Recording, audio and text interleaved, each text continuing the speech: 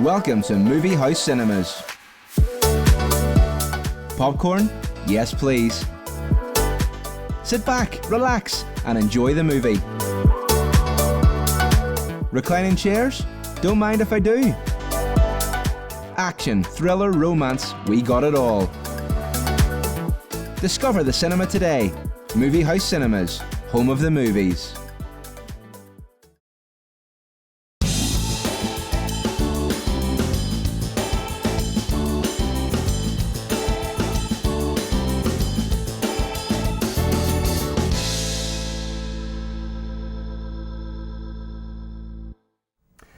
Good evening, and welcome along to Rob and Elliott tonight. Hope we find you well. Coming up on the show, I'll be chatting to Eurovision legend Dana. She'll be telling us all about her brand new music and her upcoming concerts as well. Also, the son of Jackie Wilson, singer Bobby Wilson. He'll be with us on the show, and we'll find out about a brand new theatre production called The Pride of the Shore.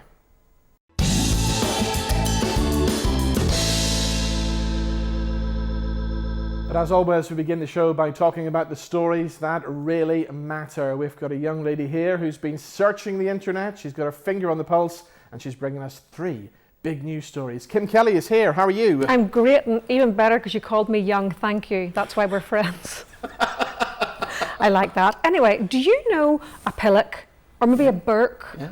Or a twit, maybe? Many of them, yeah. Yeah, because we do share a lot of friends, so yeah. I'm kind of there with you. These are words that apparently young people, they don't know what it means. They don't know what a plonker is.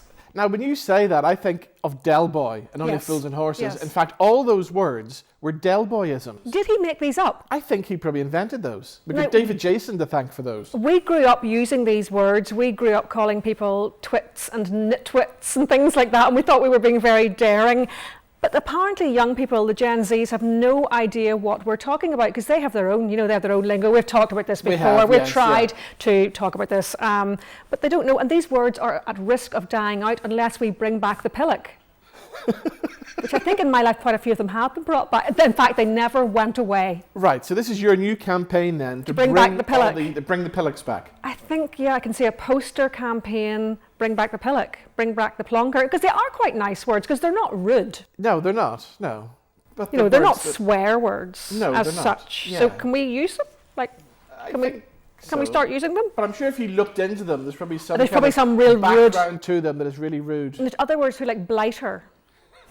Have you ever said blighter in your life? No, it's very weird. And then the word cad, meaning a young gentleman who's badly behaved. That's like way back in the 1950s. That's a bit much. Lummox. That's very northern England, isn't big it? lummox. Yeah. I know a few big lummoxes. Yeah. I do actually, yeah. I think we're going to have to start a campaign to bring these words back. Okay, talking about bringing people back, we were talking about Eurovision before we came on the show, and you made a very good point to me. You said, do you remember Clodagh Rogers? Yes, you must remember Clodagh Rogers. People watching this must remember her. In 1981, she represented the UK, although she was from West Belfast, in the Eurovision Song Contest that was held in Ireland. I think she came 4th. Yeah, she had the song Jack in the Box.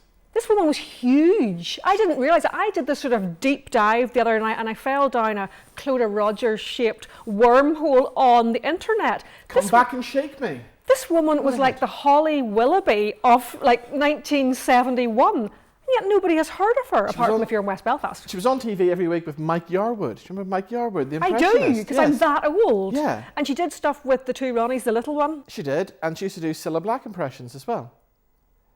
Right. Where is she now?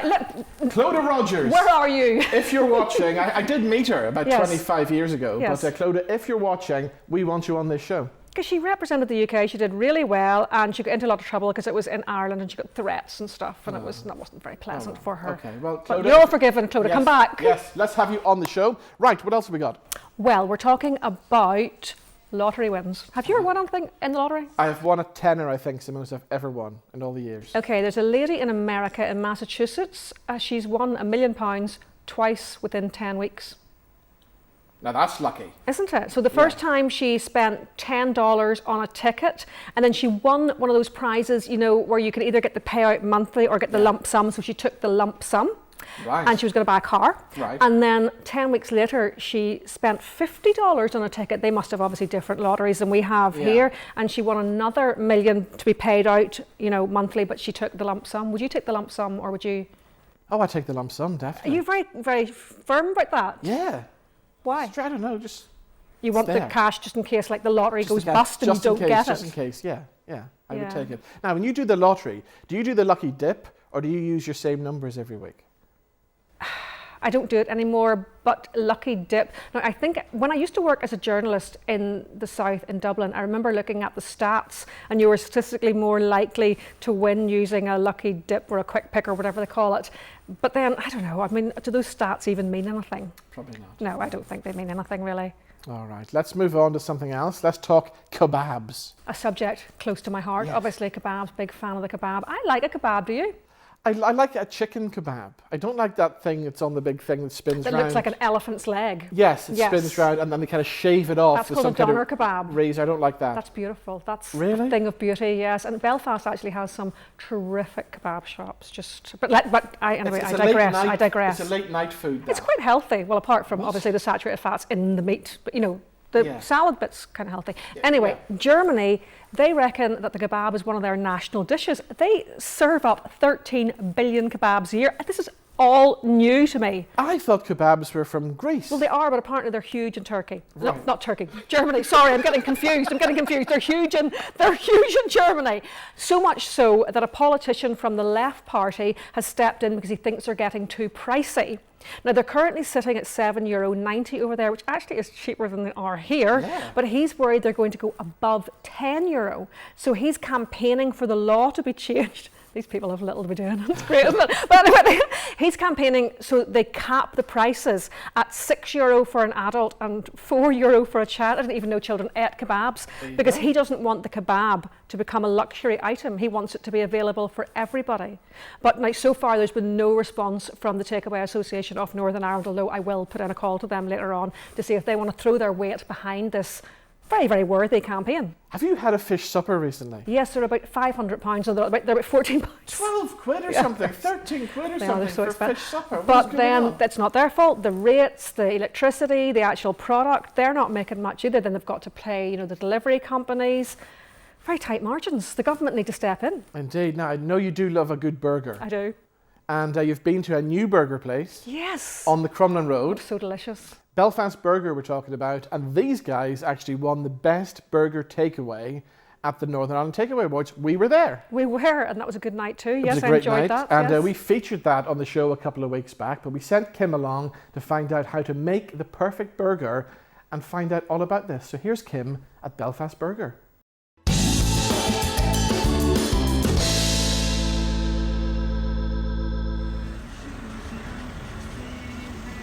Here at the Rob and Elliott Show, we're all on diets. No, we're not at all. No, we're never on diets. We like to eat, which is why I came here to the Crumlin Road to meet John Ferguson, who owns Belfast Burger. Now, John, tell us all about Belfast Burger and why it's just a little bit special. It's special because what we do is we care. There's lots of takeaways out there that care, but we just do things differently. We're not trying to reinvent the wheel. We do the small bits right.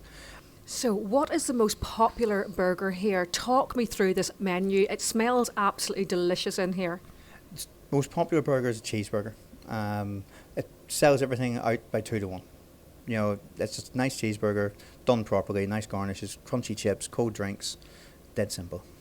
So now at this time of year, do you find that you'd be less busy, or are you still as busy? We're still as busy. Marginally lunchtimes would be quieter because maybe people are stopping at a petrol station getting a sandwich. So, but we make it up in the evenings. We've extended our opening times to 10 o'clock at night instead of 9 at night. Now, we want a lot of people to share in the burgers that are here. So you've launched a very special competition that you're going to run with the Rob and Elliott Show. Tell us what you're going to do for the people out there who are starving. We're going to have a nomination competition. On your socials, Robin's socials and the show's socials, someone will be nominated. They will get a burger a week. They will also then get a burger for their birthday. They would the next week nominate someone else who will the week after that nominate someone else, and so on. And hopefully after 52 weeks we'll have 52 happy burger eaters. So watch out on our socials for this very exciting competition. Maybe if I win, I'll nominate you. Well, I'm now here with a man who knows a little bit about burgers. It's Michael Henderson from the Northern Ireland Takeaway Association. So, Michael, what's business like in Belfast right now? Business is booming in Belfast. We see a lot more diversity in the takeaway industry in Belfast lately. We see a lot more bigger chains coming to Belfast, which is all the better for the customers overall. It is. We have great choice here. So, here in Belfast, what is the favourite takeaway? Everybody has their preference. I wouldn't be right to say which is the favourite one now. What I can say is it's brands like Belfast Burger that actually give the customers that bit more treats than anywhere else. We have seen a lot of food bloggers coming from all across the UK to visit places like here. Belfast is now be on the map for the quality of takeaway food that they provide. Wow, yes, and you talked about the food bloggers there. There's a lot of places that are really trendy. We are becoming known for having some trendy food. We are, as I said, they come across the whole of Europe just to visit for our wings, to our burgers, to our pizzas. Belfast is now becoming known for the takeaway food and the food to go sector. And I'm a bit of an expert on takeaway food, of course. You know, I really like to eat. And I think that pizza is something that we do really well here as well. I've noticed a lot of new places opening up. That seems to be the trend at the minute. Yes, there is a lot of pizza places opening and a lot of brands. You know, you have your Apache pizzas. We also have our local brands like 4-Star Pizza. But also we also see an increase in stores from Domino's. They want to invest in Northern Ireland because they see the demand. Well, this is all really, really great news, isn't it? It's really good news for the economy, so long may it last. Yeah, indeed. Now, John is making a name for himself in the takeaway industry in Northern Ireland. Tell us about your businesses, because they're a little bit different. Yeah, we're a little bit different in the terms that we don't have fixed premises. We trade at all the different events throughout Northern Ireland and the Republic of Ireland, such as the Christmas market in Belfast. It was a huge success this year and seen the biggest numbers ever visiting Belfast, which was great for the market and also the other shops in the area. We also have parks in Belfast, the likes of Botanic Gardens, where people come along and grab a coffee or an ice cream while they're out for a walk or socialising in the parks in the area. So we don't have the fixed premises, but we very much have our staff team with 15 staff, and they just pop up all over the show. So we have events like Electric Picnic in the Republic, the Christmas market in Belfast, the parks in Belfast. We have a number of festivals throughout the year, including the likes of Gay Pride and other events that go on within the province. So what kind of food are you serving up? We have a huge variety of food, so we have our ice cream carts, and everyone loves an ice cream. Even in the winter months there, you still find people going for an ice cream. We always tell people the coldness warms you up when you're out on a cold day, and ice cream can actually bring the body temperature up, so that's our sales pitch on that one. We also then have our street food and our dirty fries that would be very, very popular at local council events. The public people are looking for something different now. It used to be just an old dirty burger that came frozen and you put it on a hot plate. Now people with the likes of Belfast Burger here, they're expecting more. They're getting the good quality, the proper meat, and that's what we have to do as well in the mobile industry. Yes. We have to up the game, so we're using proper butcher meat and everything like that, and all the proper fries and potatoes, and we're moving away from the old traditional dirty burger van approach. Yes. It's now different food units and outlets that pop up at events, and people will notice that throughout the province. When you go to an event, you might be paying that bit slightly more, but you're getting a completely different quality. And even the branding now, every mobile business, they look at their branding. It's not just a white trailer anymore. It's now a lot of thought goes into the whole branding of mobile businesses, and a lot of money spent on investment. So for 2024, what's the latest trend in food takeaway?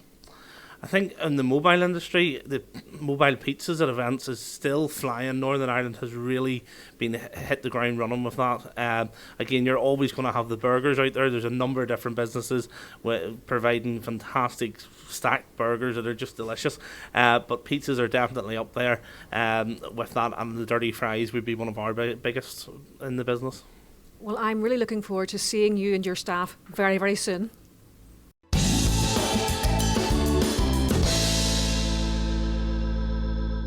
You're going to be very excited by the next guest who's waiting in the wings.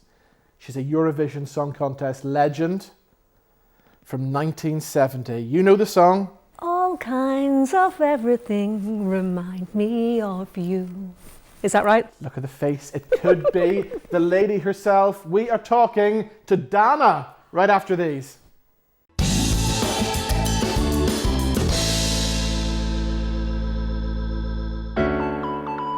Is your child a budding chef? Do you think they could be the next culinary sensation, the rising star young chef of the year? If your child is aged between 10 and 16, this is their chance to shine. Simply send a short video of them cooking their signature dish and telling us a little bit about themselves, along with their details to youngchefni@gmail.com. Entries close June 30th, 2024, so get your child's entry in now. Heading to the North Coast, the Jet Centre in Coleraine offers entertainment for everyone. There's an 8-screen movie house cinema with all the best movies, 10-pin bowling, a massive arcade, soft play for the wee ones. Outdoors, there's a mini fun park and gem mining, plus an 18-hole floodlit mini golf course. Rain or shine, there's something for everyone here at the Jet Centre. Find out more at thejetcentre.co.uk.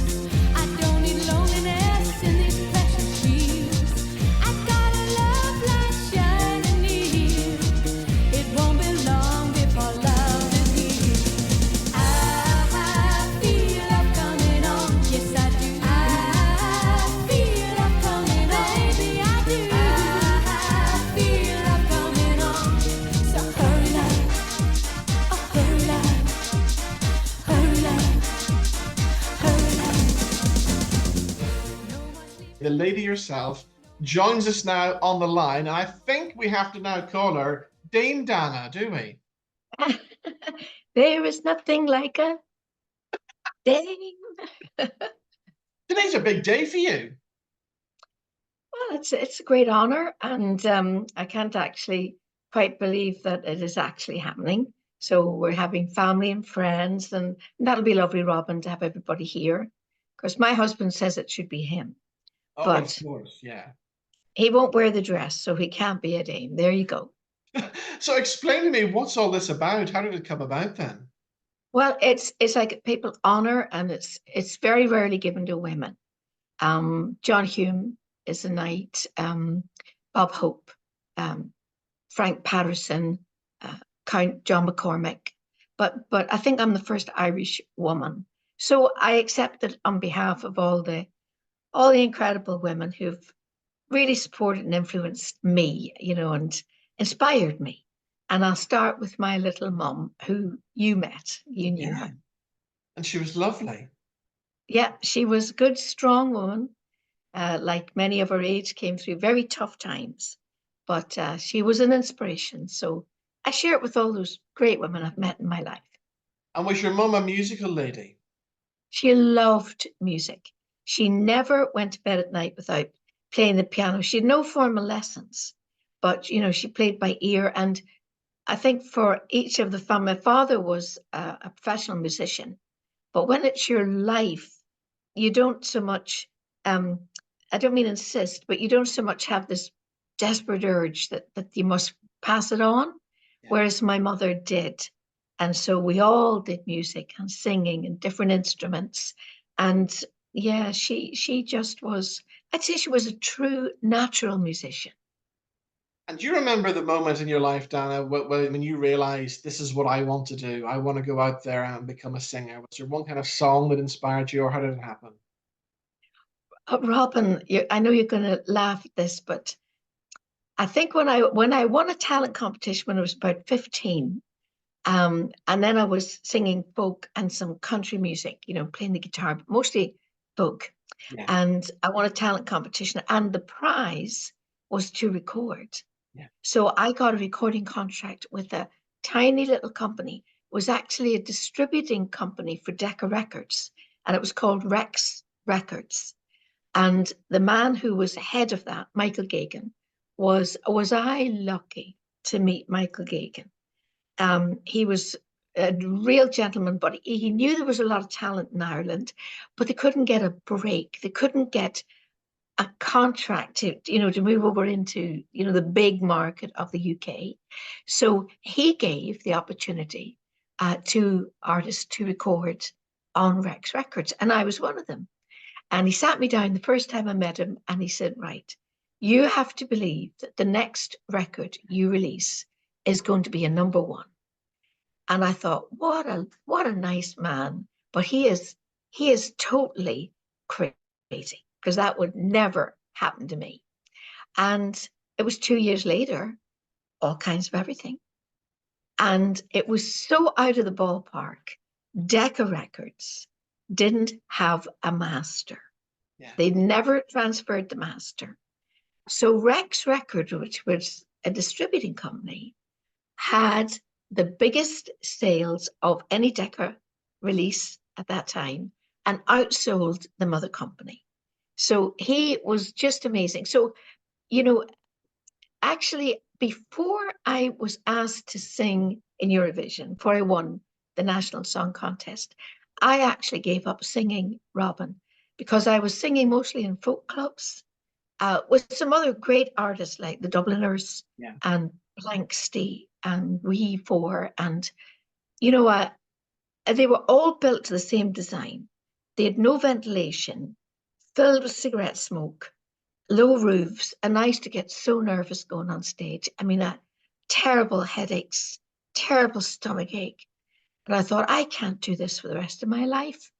So I gave up singing about the summer of '69 and settled down. I was doing my A-levels. I thought, no, I want to be a teacher. I'm going to teach music and English. And then the producer of the program of the National Song Contest found all kinds of everything, thought I'd suit it, and asked me, would I do it? So it's a very long answer to your rather short question, but there was never a moment when I thought, yes, I'm doing exactly what I want to do in life. Let's fast forward to today, Dana, because you're back in the studio and you're recording again, aren't you? Yes, this is very special to me, Robin. During COVID, when, as you know, people couldn't be together with people they loved and family, and our son Robert had been working in London. He does film editing, but he had come home and COVID struck. And he's a drummer. And he just said one day, why don't we try and write a song together? So we wrote a Christmas song about not being able to be together. And it took until just about 2 months ago, actually a month ago, when we recorded it. And that's, as you can understand, very special to me. So we're going to release it, this coming Christmas. Okay, we look forward to that. And then you've got a big gig coming up in Birmingham before Christmas as well, haven't you? Yes, and that's going to be in the UK, kind of the launch of the song. Do you remember the Grindthorpe brass band? Do you remember the film Brass Off? Yes. Yes, that's the Grindthorpe. So I'm doing the Christmas concert with that amazing brass band and with a 100-piece choir. And of course, we'll be doing Cold, Cold Christmas and all kinds of everything and Who Put the Lights Out. But we're going to be doing our new Christmas song. Brilliant. Well, we look forward to that. Now, before all that, you're working with another fabulous band. This time on the 31st of May, you're coming to the Theatre at the Mill in Newton Abbey. And that's going to be a special evening too, isn't it? Yes, I met the band, the PM band, big band, and we just met last week to do a rehearsal. Robin, they are absolutely fabulous. Yeah. They do all the original arrangements. They do everything from Glenn Miller to Frank Sinatra to Michael Bublé. two wonderful singers. They're David Hamilton, not the DJ, but David Hamilton, that's his name, and Kira, two fabulous singers. And so we're going to do a concert. We'll do two halves. They'll do half, I'll do half, and we'll finish up where I get to sing with all of the band. Honestly, Robin, they are fantastic. And I think it's going to be a gorgeous night. And Jerry, my brother Jerry, he'll be there too. So I'm looking forward to it very much. Well, Dana, if I can, I will be there as well, because it sounds like it's going to be a fabulous, fabulous night. I'd love if you could get there, apart from the fact that I love you to bits. I think you would love this big band, and you have to love me. But I tell you, and I do know Kira as well. I know Kira from her other life in the Leading Ladies as well. So yeah, isn't she wonderful? Amazing singer. Oh my goodness! So it's, as you say, it's in the Theatre at the Mill. It's at 7:30 on the 31st, and it's for a great cause. It's for the Marie Curie nurses, and a lovely man, Danny Hagen,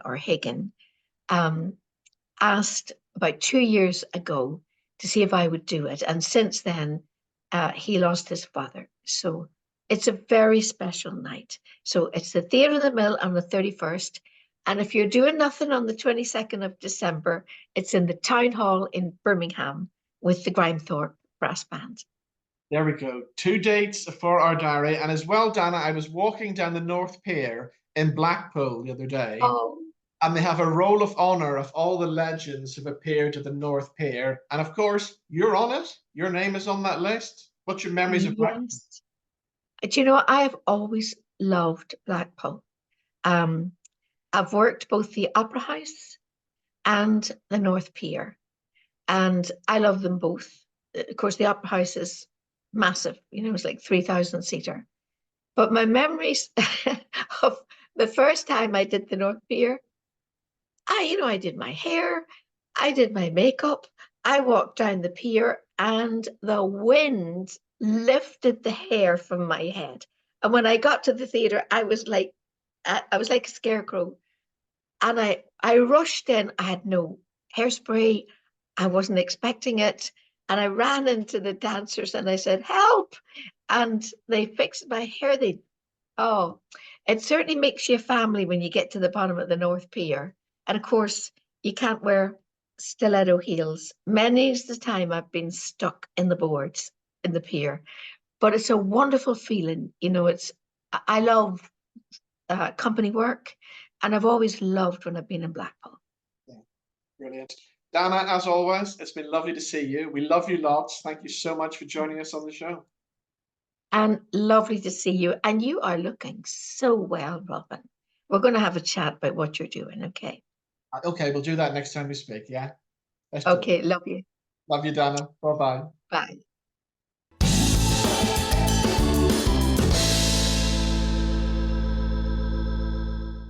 Always good to see Dana. Right, still to come, I'll be chatting to the son of the legendary singer Jackie Wilson, Bobby Wilson. He's going to be with us, and we'll find out about a brand new theatre production written by Gary Mitchell, produced by Martin Lynch. It's called The Pride of the Shore, and we'll meet a couple of the actors right after these.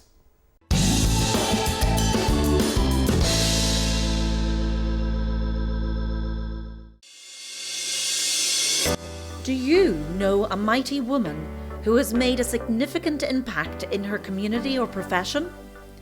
Share her story today. Nominate now for the Mighty Women Big Lunch 2024, which is taking place at the fabulous Titanic Hotel Belfast on June 23rd. To nominate someone deserving of recognition, simply email mightywomenlunch@gmail.com. Please include your nominee's contact details and explain why she should be part of this incredible event.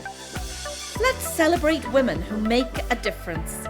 Join us at the Mighty Women Big Lunch.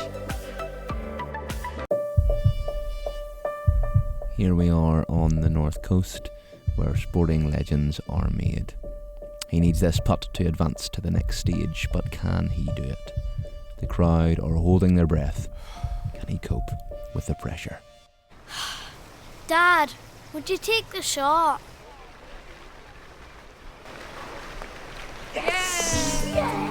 Well,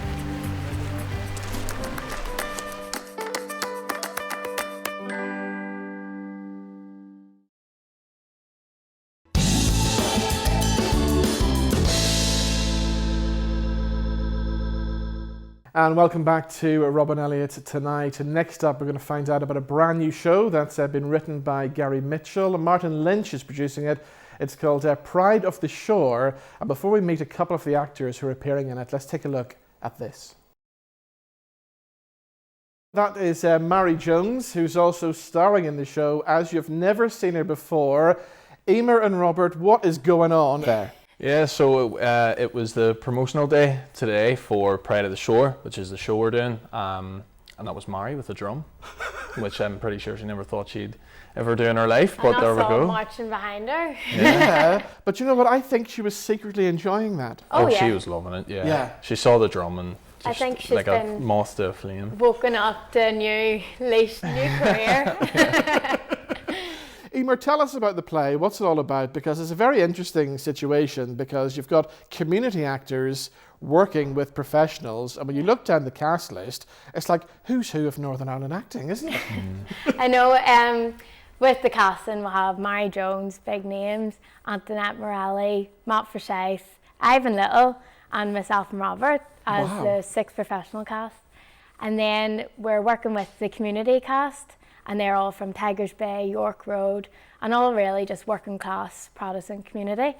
And they're all amazing and can't wait to see us all on stage. Excellent. So Robert, what's the story then behind Pride of the Shore then? Yeah, so Pride of the Shore is based around a family in a community, and the 2 heads of the family, which is Marie Jones and Ivan Little, they really just want to fix their family and fix the community around them. So it focuses on this broken community and this broken family and the different storylines throughout the family and the community and how they all interlink together.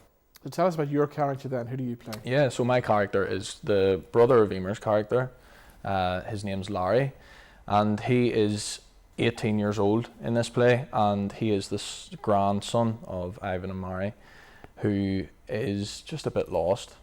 He's just like any other 18-year-old. He doesn't really know what he wants to be doing. He knows that he wanted to play football and hurt himself, and it's really about for his side of the story, just the trials and tribulations that come with, growing up in a working class community. And I'm just really excited to really, push this and to play this character, because he's so complex and has so much going on, and he's extremely relatable to myself and I'm sure a lot of other young lads. So yeah, I'm excited. Eiméar, tell us about your character then. She loves the attention. I play the character of Rose, his older sister, and Antoinette Morelli plays my mummy. And it's just really, she's very much in love with herself, in love with her phone, and just doesn't see the world going on around her. And I think that is, for a lot of young teenagers, growing up with social media now, and plays a huge role. But she does have a lot of confidence and talent. She's a country singer. Right. So, yeah. Do you get to sing in it, do you? I get to sing in it, and we all get the line dance, and we're all going to get the crowd up, and it'll just be hilarious, and I can't wait. And of course, it's one of these shows that will relate to a lot of people as well. But with all the work of Gary Mitchell and stuff, there's always good dark humour in it as well, isn't there? I know, because it does tackle big issues in today's society, suicide, drugs, paramilitaries, and it really gives life into the community and what's really going on, the themes. And I just think unravelling that, and for the people of York Road, Tigers Bay, to identify with the problems and really, become a community again. Yeah. So Brilliant. It'll be really interesting. Tell me all about you, because you've been studying in Liverpool, haven't you? Yes, so I go to LIPA drama school, and I'm doing applied theatre and community drama, so it's perfect. And I'm with Shelley Laurie Talent Agency, so just making a breakthrough. Yeah. So who knows? Who knows what will Where happen? it'll take me. Exactly. Robert, I saw you 4 years ago in Strive up at Theatre at the Mill. Yeah, so that was also written by my agent, Pamela.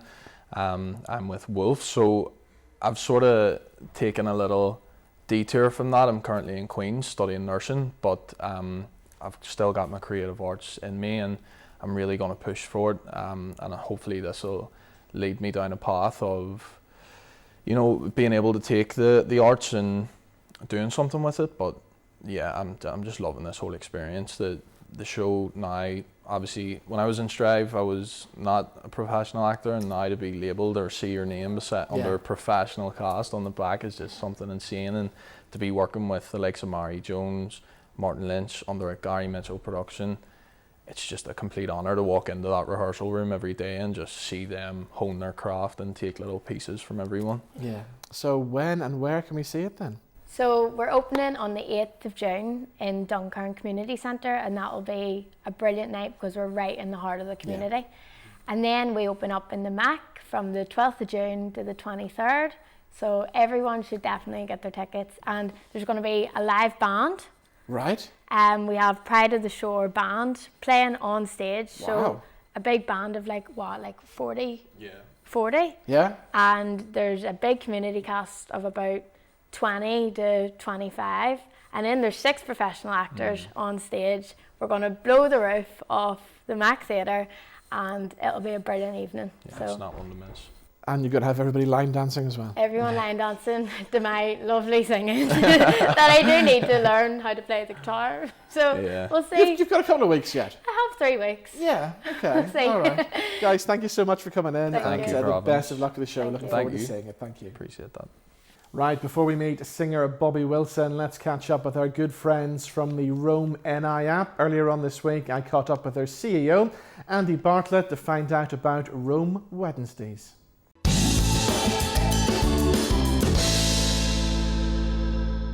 So Andy, since the last time we spoke, things are just going amazingly well for Rome. You're getting bigger and bigger all the time, aren't you? Yeah, for sure. We're definitely going from strength to strength. More and more businesses are getting involved. More and more users are getting engaging with the offerings that we're getting out there. So yeah, all in all, we keep rocking. Yeah. Okay, so just for any new viewers out there, explain to us very quickly what exactly is Rome. For new users and for businesses in the area who don't know who we are, picture a digital high street experience. We're promoting the very best of Belfast and everything else across Northern Ireland. So everything from your bars, restaurants, museums, galleries, you name it. If you're looking for it, we can showcase and help you engage with them. And we're opening the door for local businesses to be able to, communicate with the local residents and tourists alike for news, offers, events, deals, discounts, everything that's happening live right here, right now. Let's get involved. Okay, well, if people out there want to get themselves on the app, how do they go about doing that? Free to download off both our iOS and Android app stores. So get yourself over there with the lion head, the purple colours, and yeah, easy, free to download to get involved. And of course, it's a great time to be involved as well, especially for you guys in Belfast, because there's so much going on in the city at the moment, isn't there? It's so right for it. I mean, all the different events, the different deals, the offers that are going out, all the different venues, looking at £3 pints here in Malmaison. So much going on, all the investment coming into the city from central government, through private investing, everything else, it's all happening here in Belfast, isn't it? Yeah, now the big thing you're promoting today is Rome Wednesdays. Tell us all about that. Yeah, so Rome Wednesdays is an initiative where every Wednesday we're cooperating with venues and the public to basically get all the businesses across Northern Ireland, across Belfast, to put out an exclusive Rome Wednesday deal, discount or offer, ready to drive footfall, get the community engaging, and helping serve their community in the best way that they can, providing supporting, shall I say, the backbone of what is the community, which is our local businesses.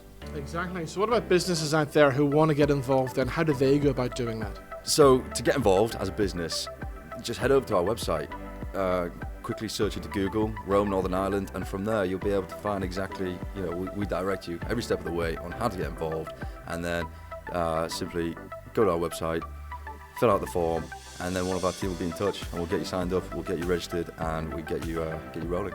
Excellent. So any other big things we should know in the future? Any big plans? Just more and more of the same, but better and better each time. More deals, more discounts, bigger brands, you name it. You know, we know the direction in which we're travelling, and it's just about doing it better and keep increasing and you know, empowering local businesses and the community to be able to have this experience. Brilliant, Landy. Good to see you as always. Yeah, and you. Thank you very much.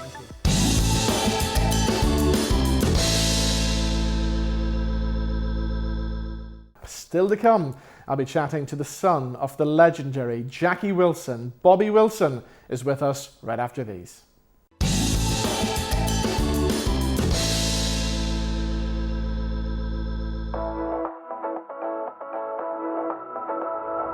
Let the good times roll at Super Strikes at the Jet Centre. You can now book your lane online. We've got 14 bowling lanes and 4 mini bowling lanes. Plus we serve delicious hot food and snacks, or enjoy a cold beverage with your food after the game. Discover bowling today at the Jet Centre. Jet Centre, entertainment for everyone.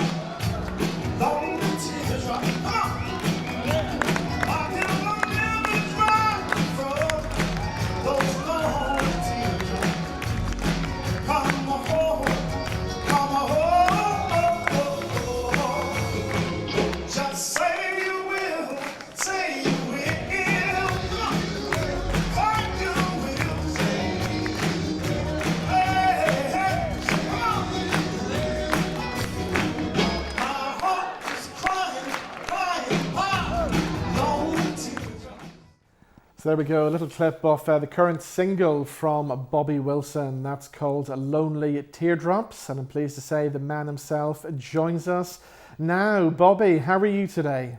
I'm good. How are you doing this morning?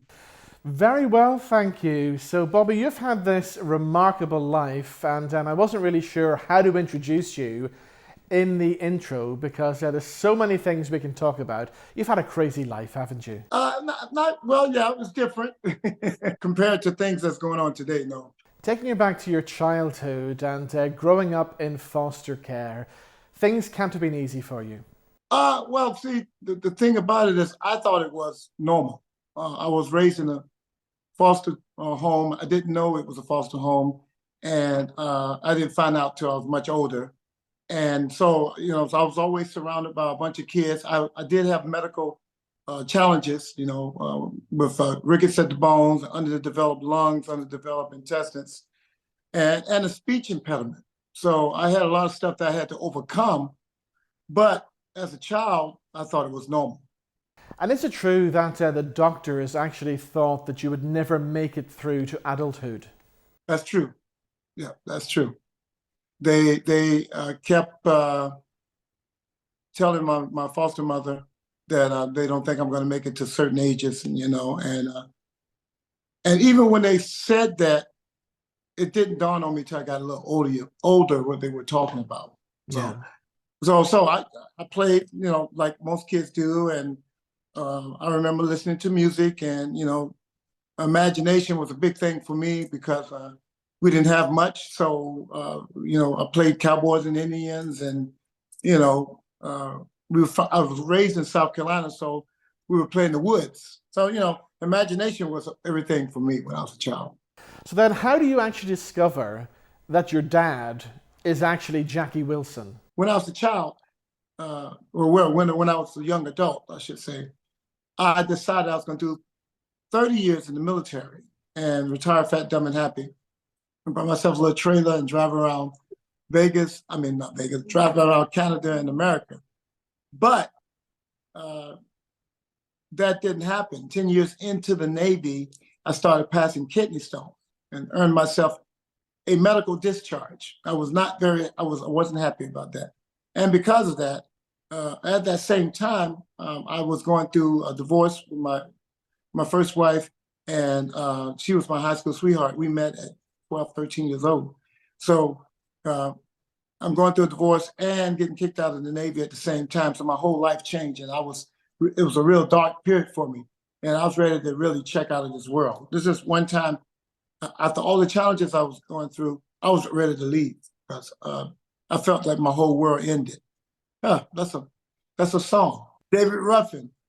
And it did, but God stepped in and a door opened. That door was a guy named Peter Hernandez saw me singing with some Hawaiian guys in Hawaii. I was stationed in Pearl Harbor.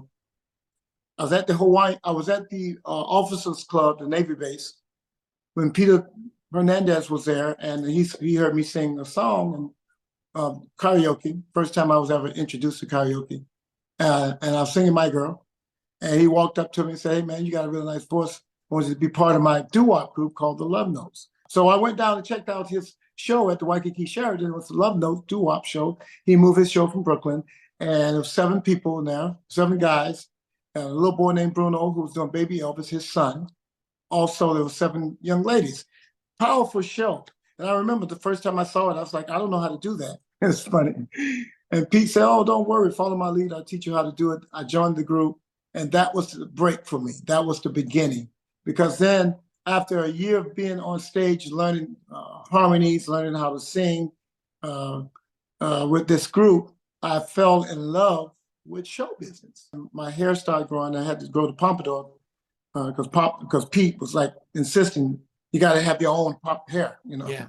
You got to have pompadour, you know, because all the guys had pompadours. It took me a while, but once I grew the pompadour, that's when I started hearing Jackie Wilson. Because people started yelling from the audience, "You look like Jackie Wilson." And when I first started with the group, I didn't sing lead. I only sung background. And I was like, "I wonder if you sound like Jackie Wilson." And I remember looking at Bruno. Okay, by the way, the little Bruno guy was Bruno Mars. Grew up to be Bruno Mars, the kid. Wow. Who's doing Baby Elvis in the show. But Bruno's uncle, which is named Johnny Valentine, he was our vocal coach and music director. And I remember he was standing next to me when we were singing, and I said, looked at him and said, "Who's Jackie Wilson?" And that's when he said, "Give me your black card," because he's Filipino. and I didn't know anything about Jackie Wilson. I just knew a few of his songs. I never knew what he looked like. I never knew what I didn't really know what he sounded like because I didn't remember the sound except when we started doing the songs in the show. So that was the beginning. And Paul Revere and the Raiders then walked in. Paul Revere and the Raiders, of course, is a rock group, but Paul was the owner of a new show opening up in Waikiki called Legends in Concert. The home show was in Las Vegas. It's an impersonator show. They had Madonna, Michael Jackson, Elvis, and Blues Brothers, all these different people that was doing an hour show, hour 15-minute show.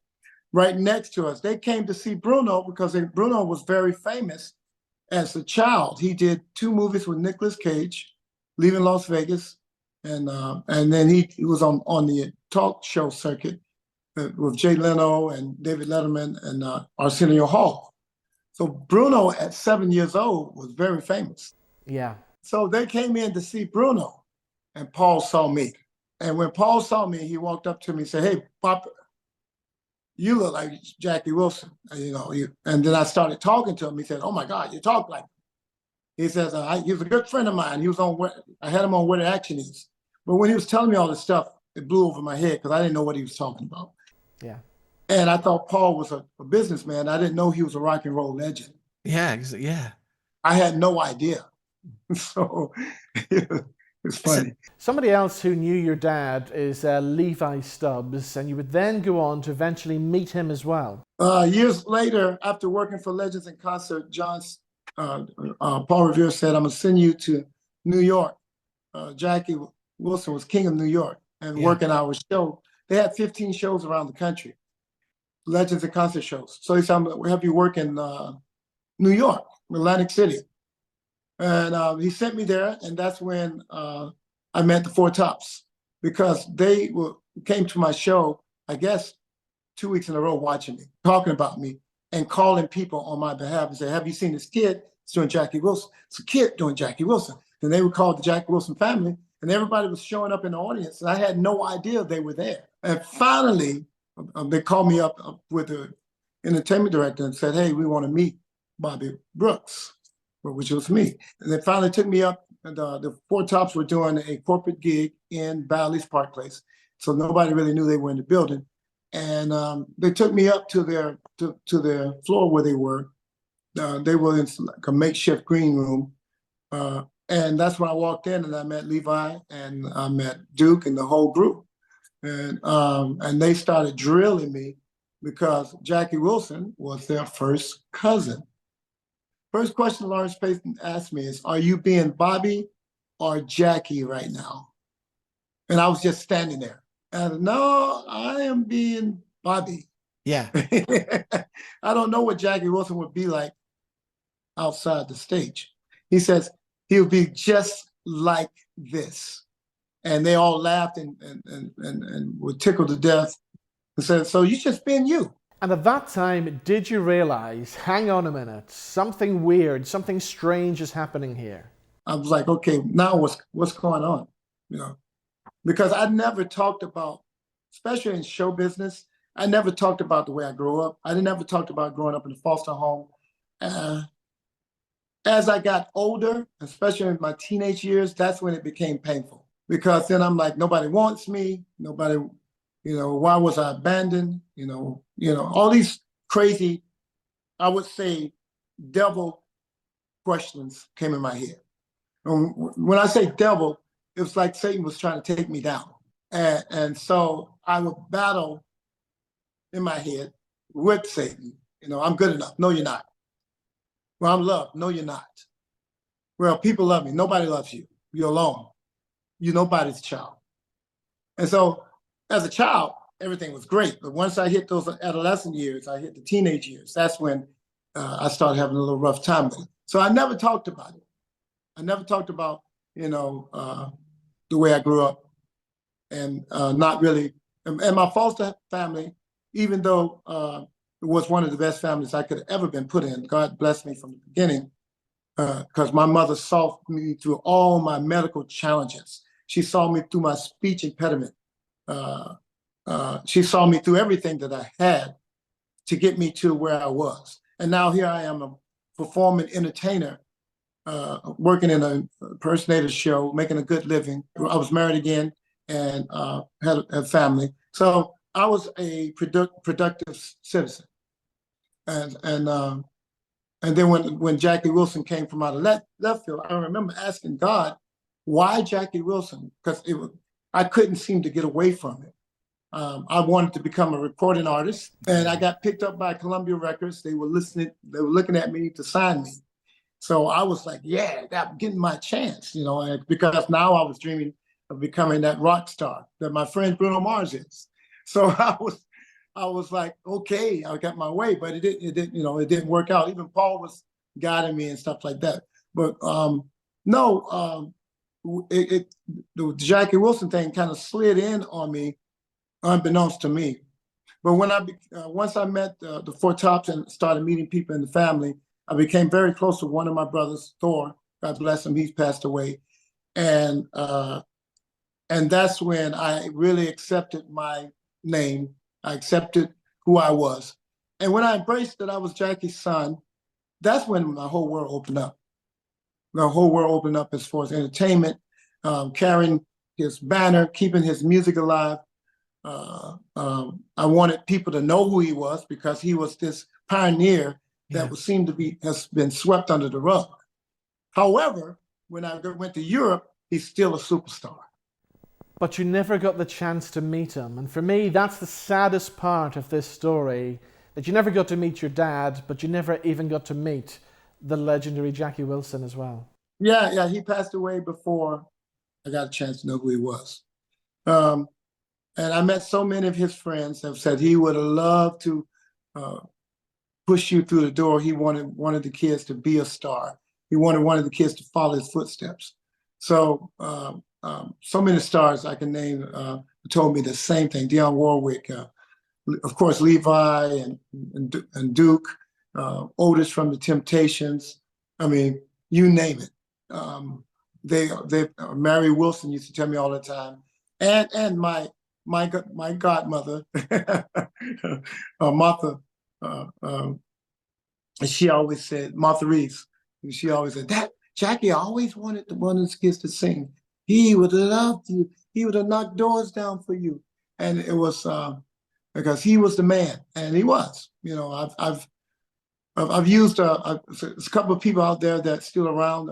Bill Robinson, who was his MD in the 70s. I use him quite a bit for some of my shows. When I do nostalgic shows, I have a show called Jackie Wilson, The Legacy Continues. And Bill is one of his original, music directors. And so we try to recreate the music when I'm doing his music as close as it was. I don't like putting in a new feel, a new touch. I like to do it the way it was recorded. Then I do my own music my own way. And I notice a lot of the young kids are listening to Jackie's music. A lot of the young kids come right up to me and say, man, I love Jackie Wilson. And I'm talking about, when I say young kids, I'm talking about 9. I'm not talking about teenagers or young adults. I'm talking about very, very young kids, because they're the ones that keep the music business thriving. As they call them, the Swifties. These guys, They follow the artists that they love. And no matter what they're putting out on their airwaves right now, they're going back and listening to the new, the old artists and the legendary artists. So it's a blessing to be in the business. I feel blessed. Well, Bobby, sadly we're out of time. Thank you so much for coming on the show and sharing your story with us. Thank you for having me. I'm so grateful and blessed. Wow. What a story from Bobby Wilson. That's all we have time for on the show this week. I'll see you back here same time next week. Bye-bye.